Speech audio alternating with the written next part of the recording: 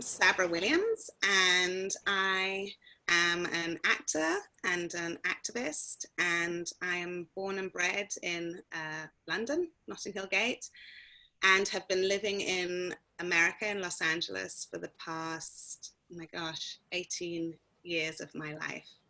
So as an actor, when I lived in the UK, I started working with the English Shakespeare Company. And what we used to do is take fully formed Shakespeare plays into prison and just perform them, and with not really a lot around them, just perform them and then talk to the people who are incarcerated afterwards. So I had some exposure to people who are incarcerated. And when I moved to the US, to Los Angeles, I joined a theatre company called the Actors Gang, which is Tim Robbins, the writer-director, his theatre company. And the style of theatre that the Actors Gang does is called commedia dell'arte. So it's super physical, highly emotional, and masked usually. So you either wear a mask, a leather mask, or a wooden mask, or your face is painted to make a mask. And so I started doing that work, and I started to see the effect it was having on my life, how it was starting to make me self-examine in a different way and maybe change narrative, and was also giving me narrative about who I was, and was also giving me tools to be able to manage my emotional life. So I naively thought this would be great in prison. So I went to speak to Tim and asked him, can I be part of any kind of outreach that you have, anything you have going into prison or in the community? And he said, we don't have anything, but could you invent something? And that's how the Actors Gang Prison Project started. It literally started with me Googling prisons in California. I knew nothing really apart from the sensationalized version I'd heard in the press. And so I realized that I needed to do some research. And when I started researching about the mass incarceration in America, where Black and brown people and people who are poor are targeted for incarceration, and how it's the most over-incarcerated country in the world, I actually thought that I couldn't believe the statistics. I actually thought, this has got to be exaggerated, this can't be right. And I kept going back and checking and checking. And so that was the fuel that started me working in prison, and started for me to be able to really understand what America really is. Not what it says it is, and it has never been, but what America really is and what it's based on. And so I would say that although I did a lot of activism in environmental world and, people who are systems impacted in the UK, America really made an activist out of me. And so for 15 years, I've been working in prison, trying to change policy, worked a lot with the Obama administration, because we were fortunate enough to have an Attorney General at that time, Eric Holder, who was looking for new and creative ways to do criminal justice reform. So he thought about the arts, which is unheard of. And so he asked Tim and I to come and talk to him. And we went to talk to him about how we thought that the arts could maybe make a change after what we'd been seeing. And then we were asked to create an event at the White House for President Obama, which was the arts and criminal justice reform.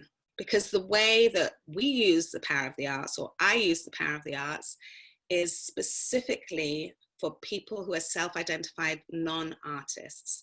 And so when I left the Actors Gang about 3 years ago to start Creative Acts, which is a social justice arts organization, I was able to really deepen this work, because very differently than Europe, where I grew up, not Europe anymore, but when I lived there, we were Europe, the arts are not seen in America as anything more than entertainment or for artists.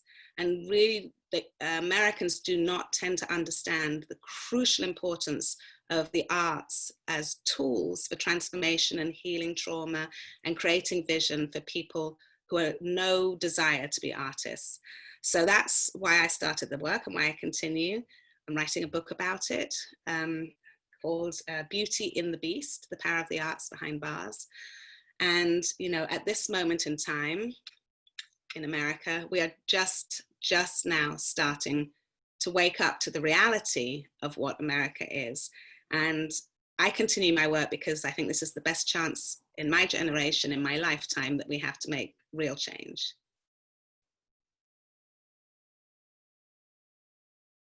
When I think of the word system, I think of actually systems. Living here for a long time, being an immigrant, being from the outside, it gives me a unique point of view on this culture, just like Americans would have on my culture, my British culture, or what it was 18 years ago. I think of systems. So we have an education system, we have a political system, we definitely have a prison system, we have a food system. You know, it's a conglomerate of systems, and they all have roots in the same thing here in America. This country was built on an indigenous genocide, and I am right now, and anybody who's sitting in America is sitting on native land. Where I sit right now is looted, stolen, blood-soaked Tongva land in Los Angeles. And so the systems that guide America are rooted in slavery and an indigenous genocide, both of which remain unacknowledged. So our education system, my son went through the school system here in LA. They don't learn about world geography or world history until 10th grade. There's no decent world news. Less than 20% of Americans have passports. So that gives a little bit more of an understanding of how people accept these systems because they don't know any other. And they're gaslit every day that this is, you know, American exceptionalism. This is the #1 country in the world, not understanding that nobody else is even in that competition. You know, America's in its own competition with itself. And so I think in terms of dismantling the oppressive systems in this country, we have to really not believe the hype. So for instance, we're always told America's the great melting pot, when in fact it's the most segregated country in the entire world. We still have segregated schools. It hasn't changed since the 1970s. You know, Black and brown and people and communities are still food deserts. They still have the worst education. They're still the most targeted for incarceration. And so I think when I think about systems, there's no way forward for America without truth and reconciliation. We are always yoked to 400 years in the past. And I was fortunate enough to be a Rockefeller Bellagio fellow last year.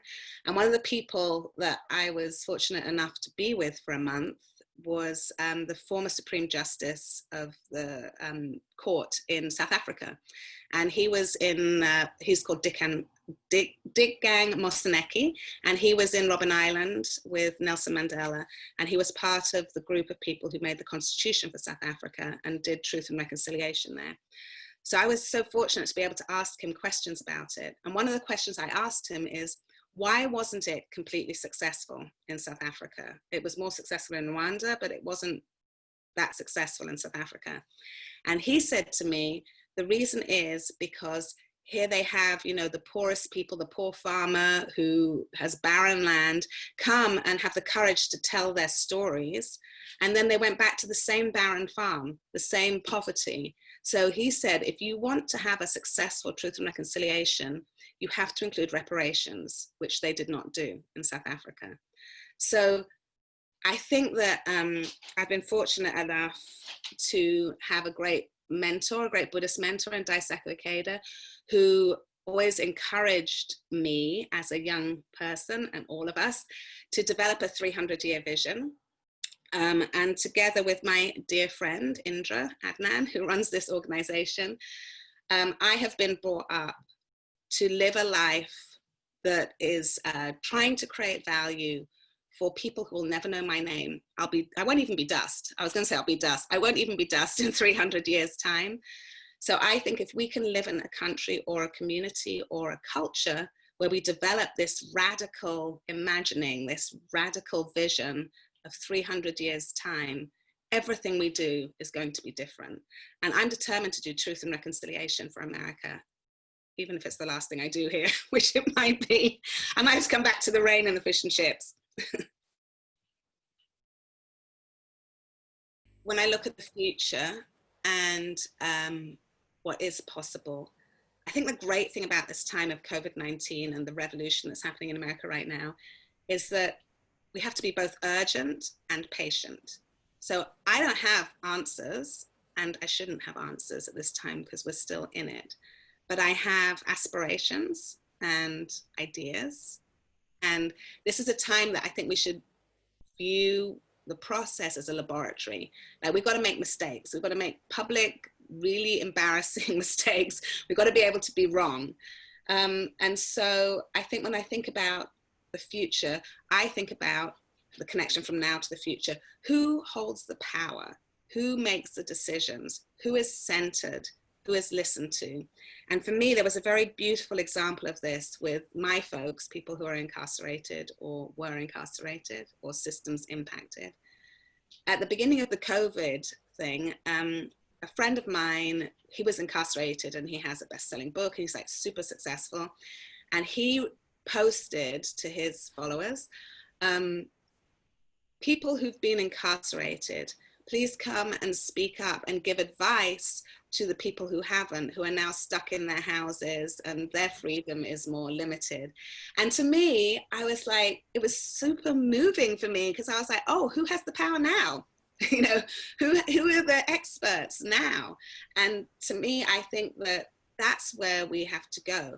I've learned that just trying to put, you know, I try to center people who were incarcerated or are incarcerated, employ them, train them, and put them out front. But what I noticed is that in the urgency to do that, often ask people with no tools, with no experience or support to lead. And that's my awakening, is that you've got to support them too. You've got to train them. You've got to give them tools, because they're coming from communities that have worse schools. Most people that I work with didn't finish high school because of the impact of gangs and violence and, you know, the necessity to get a job where they lived. And so if we're going to center them, we also have to support them and partner with them, and then learn how to step back.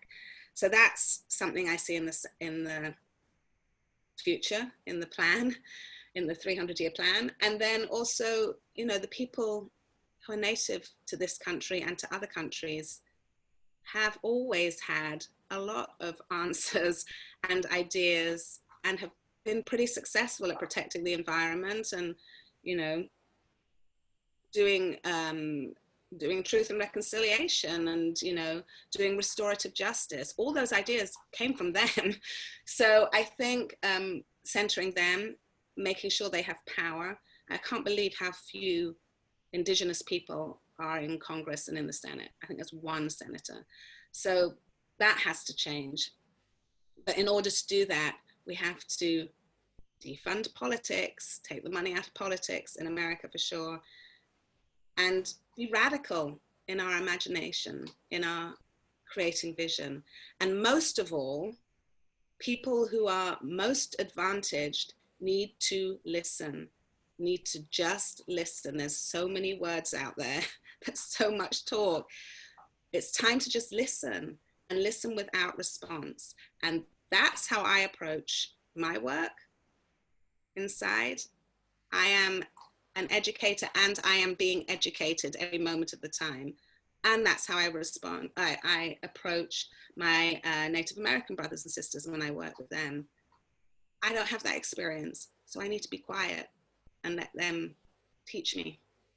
So I think the main thing that we're going to need is courage. There's a lot of work to do, particularly for white people at this time. And you're going to feel a lot of feelings, and it's super uncomfortable and it's super exhausting.